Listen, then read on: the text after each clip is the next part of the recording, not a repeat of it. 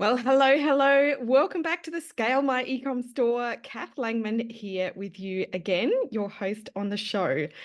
Now, if I had $1 for every time during the last couple of months that I heard an entrepreneur say something along the lines of, I haven't changed anything, but sales have dropped off a cliff, I reckon I'd probably make it onto the rich list. Well, maybe not that, but in all seriousness, it has felt a little bit like the digital marketing sky is falling in. Not to be too chicken little about it, but there's no denying the fact that right now there are seismic shifts that are going on, between the inflationary economy and the massive changes happening across all digital marketing platforms.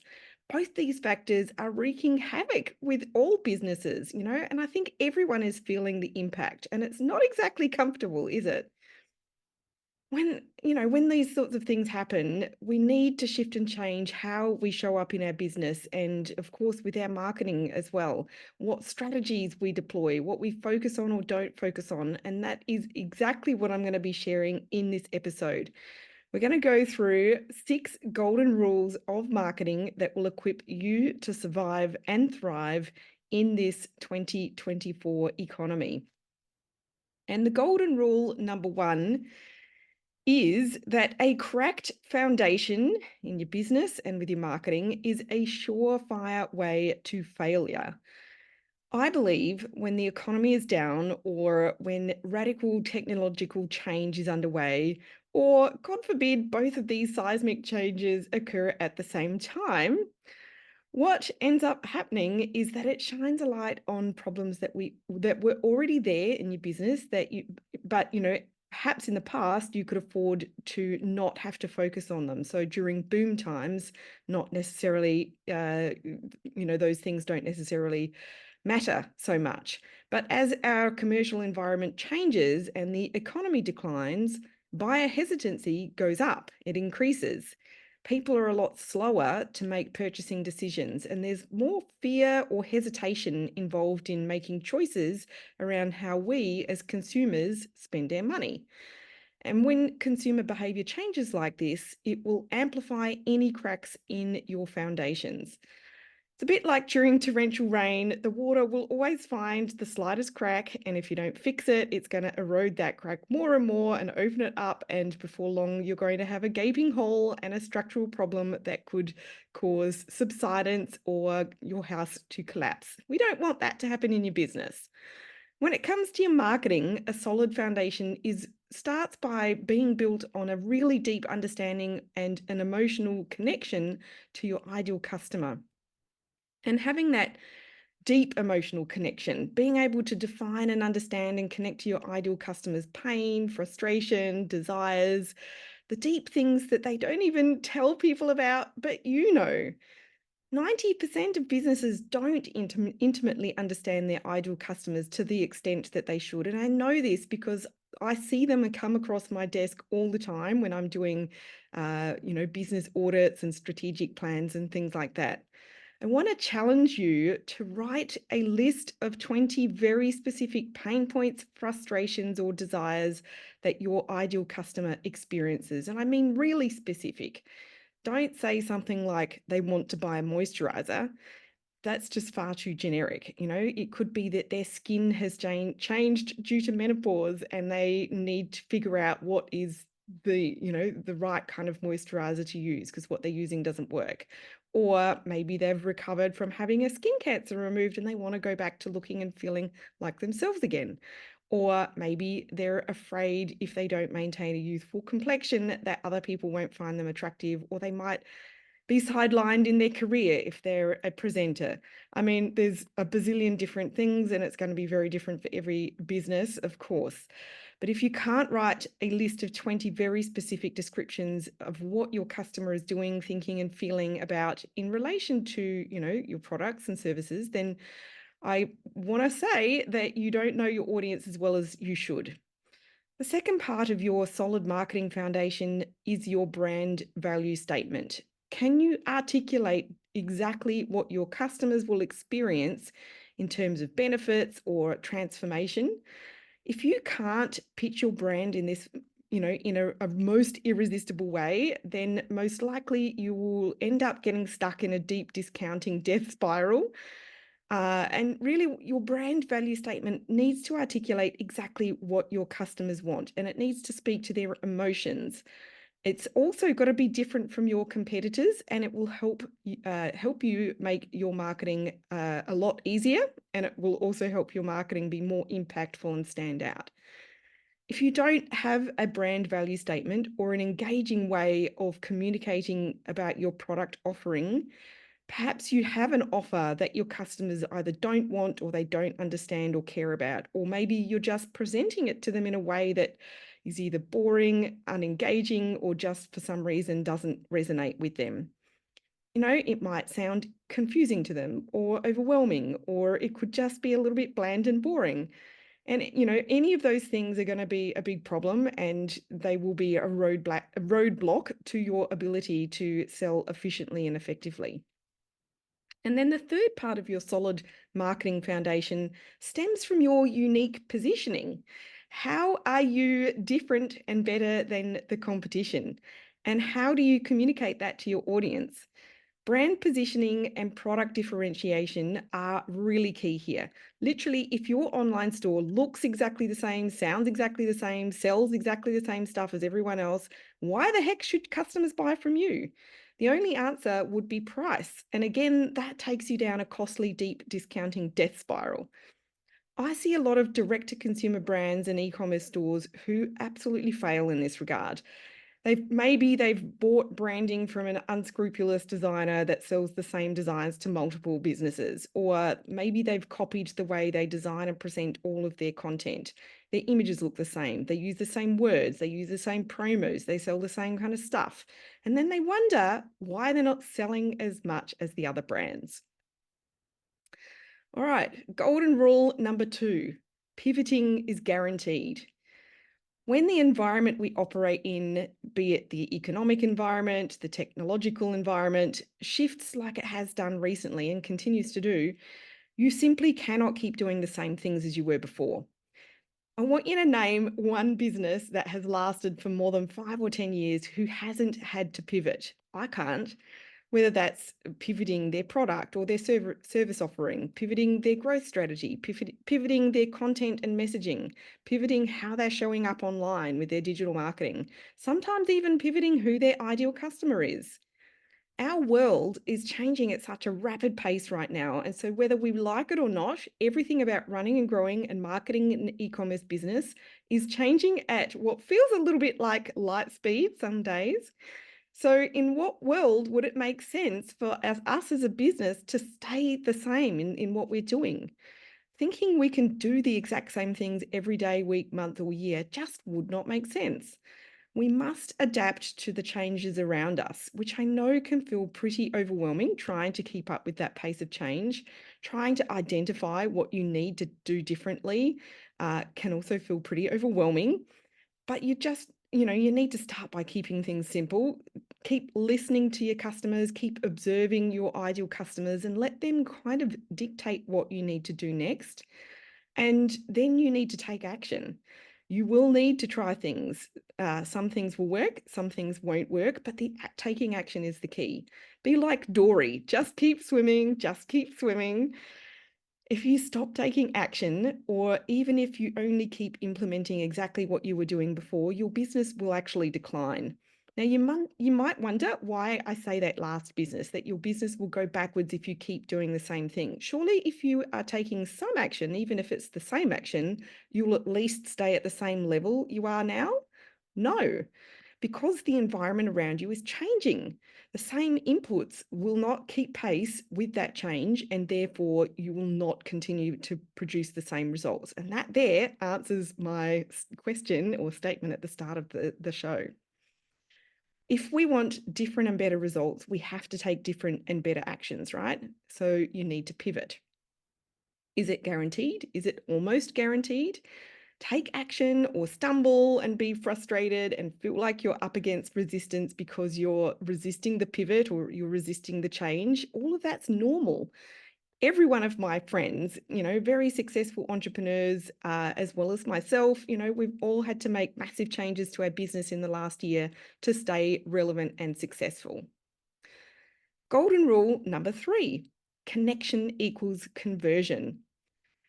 Gosh, this is a hard one when you run an online business. It can feel really hard, right? But right now, there is a lot of fear with people frequently saying you can't be successful in business right now. People aren't going to buy from you, so you should just hold on to your money and ride it out because this is going to be bad. I mean, this kind of doomsaying is the whole sky is falling in Chicken Little attitude. But ultimately, the foundations of marketing actually don't change. Connection equals conversion. If you stay connected to your ideal customers and you stay focused on serving them, whether that be through your free content or through your sales-focused marketing, and you continue to align your marketing efforts around connecting with your audience, you just can't lose.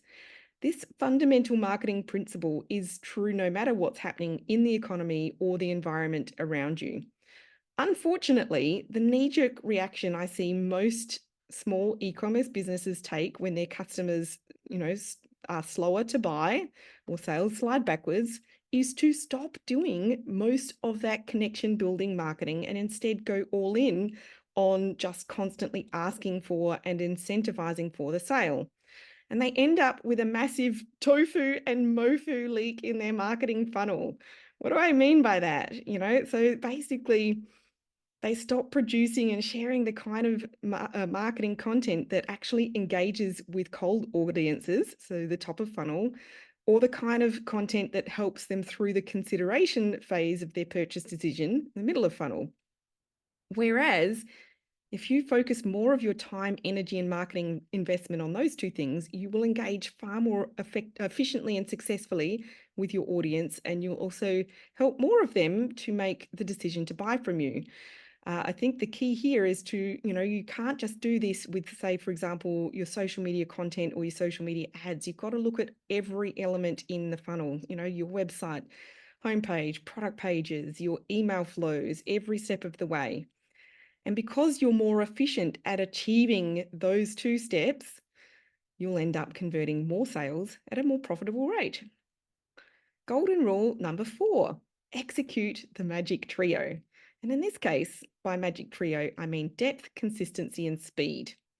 By depth in your marketing, I mean injecting more depth of meaning in your messaging, like literally going a few layers deep in how you are connecting with your audience. Bringing some depth to the emotion, depth to the pain points, to the desires, and bringing all of that content to that you create and share, like literally bringing it to life for your audience in your content. The reason this is more necessary than ever before, I believe, is because as consumers of information in 2024, we all know that a lot of content is now produced by AI. Yet at the same time, all of us crave more meaningful, authentic interactions. And, yes, from the brands we spend our money with, but also just from the people that we engage with in life.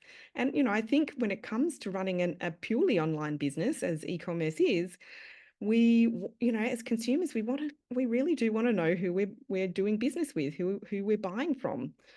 Studies show that more and more consumers make much more considered purchases and are more likely to spend money with businesses and brands whose values really do align with their own. And we can't assume that our audience knows all of this unless we actually go deep with what we're sharing.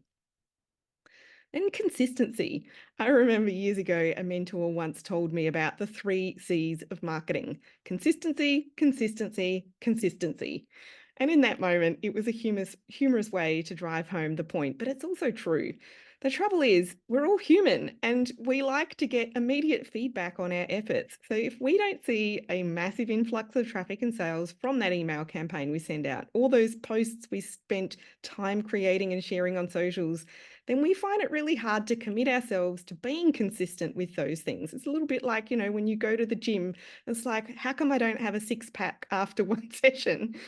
Consistency of effort, implementing the right things is so key to achieving any goal in any endeavor and not just in business. I'm pretty sure it was Stephen Kotler, the author of The Art of Impossible, one of my favorite books of 2023, who talks about the need to automatize our actions and not to become a robot, of course, but to make the necessary building block activities we must do consistently, we make that into habit so that we don't need to rely on motivation or inspiration or willpower before we sit down and write that email campaign or that blog or whatever it is that we should be doing consistently. As we go about our consistent efforts, however, we must also guard ourselves against the pitfall of only doing something for the sake of having it done. What is the intention of that activity? Is it to post 5 times a day on socials, or is it to make a connection with your audience? I mean, posting 5 times a week is great, but it's kind of pointless if the content is rubbish and it doesn't connect or inspire at all. On a side note there, Meta is looks for audience signals from your organic content to help optimize your paid ads. So if you just slap up some posts for the sake of ticking that task off your list without actually putting much strategic thought into that content, you're probably damaging your ad results at the same time. And then speed, the third of the trio. Speed of taking action is critical. The more that I study successful entrepreneurs, and certainly the more, awesome books that I read and audiobooks, the more clear it becomes that speed and urgency are like a secret weapon. The speed at which you take action, the speed at which you pick yourself back up when things don't work out the way you thought they might, the speed at which you execute and move forward consistently. I've had clients who are like this. They're massive action takers. And then I've had clients who are the complete opposite, and they like to sit on things for a really long time. And the latter just don't move forward. They really struggle. With the way things are in 2024, you cannot afford to be complacent. Speed is a massive amplifier to your success. If you look back over the last month, what have you accomplished with your marketing? What have you put out there? What have you tried? What projects are you working on? Like, what are your goals and what are you working towards with those? And if you really have not been able to do a lot, then that's going to be a problem, especially if it's a persistent problem that you need to be addressing if you want to improve your results. Golden rule number 5, do more with less. When it comes to e-commerce marketing and doing more with less, I certainly do not mean just going and canceling all of the essential tools that that you're spending money on with your subscriptions and apps and all of that kind of stuff. You definitely still need to have the right tools for the job. Otherwise, your marketing might just end up looking like your grade 5 kids' school homework instead of the trustworthy, professional looking brand that you intend to be. What I mean by doing more with less is that we need to get more out of those tools, and in particular, leverage the owned and earned channels more so that your paid channels end up being a much smaller cost base on our balance sheet. When we were in the thick of the boom time, with e-commerce, obviously, during lockdowns and when things went a bit crazy in 2020 to 2022, it was just so easy to make money in e-commerce, really. Like literally, you'd get huge return on ad spend on your ads. You didn't really need to get too clever with your marketing. But now we need to funnel our ad spend on acquiring new customers, and then we need to offset that spend with our earned traffic, our SEO stuff, and we need to maximize the value of each customer using our owned channel. So that, the paid channels just end up being a much smaller cost base on our balance sheet, right? We need to be profitable or at least cash flow positive.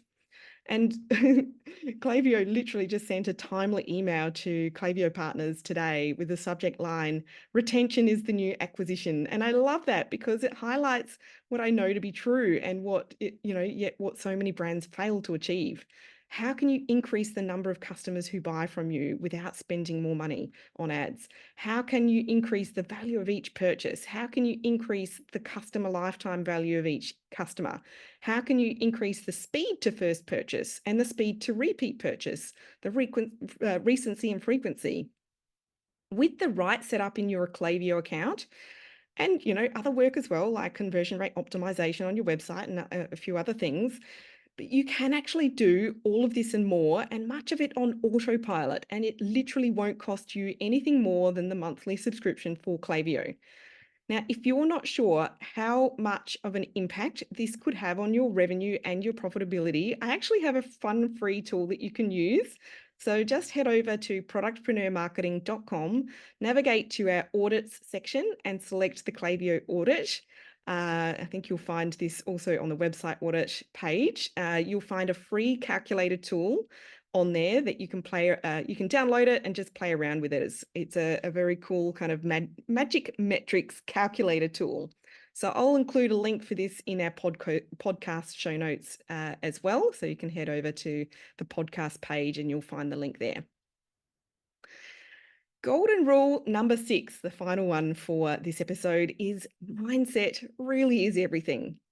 So the final golden rule of marketing in this economy and really being a business owner and an entrepreneur in this economy is resilience over fear will win. I mean, resilience is a huge part of survival generally, right? Living and thriving as an entrepreneur is not an easy thing to do either. And I don't think any of us really start out assuming it's going to be easy. I think if it was really easy to run a business and to own a business, then the entire world would have their own business because, of course, it's way better. Pretty sure every person I've interviewed on this show, they talk about what they love the most about being an entrepreneur is the freedom that we get, freedom of time and the autonomy that we have over what we do and how we spend our time. And of course, as you can really grow and scale your business and you have a lot more flexibility as well as financial security, it's pretty freaking amazing compared to a 9-to-5 job. But the flip side of that and the pressure that we have to make sure that we make sales and to be responsible for things when something doesn't go right in our business is pretty challenging. As former Navy SEAL, and I think he now presents himself as a leadership coach, Jocko Willink, some good audio books by that guy. He says, as leaders, we must adopt the attitude of extreme responsibility. And to do that, to take responsibility for every result. And that means the good and the bad, regardless of whether we directly caused it or if outside forces like the economy or technology or pandemics impacted things. We need to take responsibility regardless, and that requires resilience. And then also in the Business Bible, Good to Great by Jim Collins, another oldie but a goodie.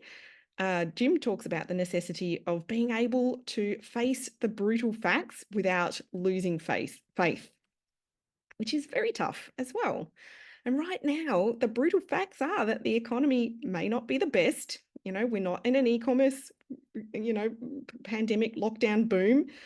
There are massive technological changes afoot as well. You cannot avoid the fact that there are going to be roadblocks and struggles and challenges in your business. It is, calling for you to step into resilience versus fear. Because if you move over into the fear side of what if I fail and what if I can't do this and what if this is going to be the end of my business and what if I should quit? Maybe I'm not meant for this. Maybe I'm not good enough. Then all of those things are probably going to come true. Whereas if you have the attitude that you will be resilient, that you will do whatever it takes and that success is not an option, then you will be much more resilient in your commitment to yourself as well as to your business. Are you being strategic and intentional and committed, or are you maybe being afraid? If you let fear creep in, your judgment will be impaired and you will just find it so very difficult to make smart strategic decisions or to take fast, decisive action. As you listen to this, make the commitment to yourself that you may not know the path. You may not know the challenges that are going to come your way, and they will come. It's not about having the perfect environment. It's not about having, not having any challenges, that you face or any obstacles. It's about knowing that no matter what, you will move through them. You will show up. You will find the answers. You will take action. You will operate from a place of knowing that you will make it work no matter what. Because if you have that attitude, you will be fine. Like 100% guaranteed, you will be fine. And it really is. This kind of mindset is the most powerful asset that you will ever have in your business. So is that resilience and that commitment to your success no matter what? I really do. I just don't think that success is optional or luck. Success really is a choice. Success is a committed, consistent choice.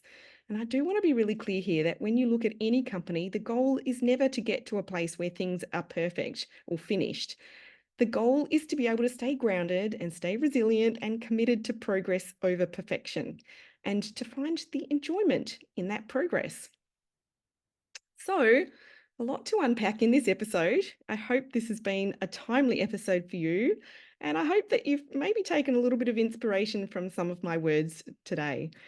For those of you who are at the stage where you know that you need to pivot, you know that you need to do things differently than you are right now, but you also feel like you really need some expert help to figure out what those things are, to get the right strategic plan in place and, to take you from where you are right now to where you want your business to be.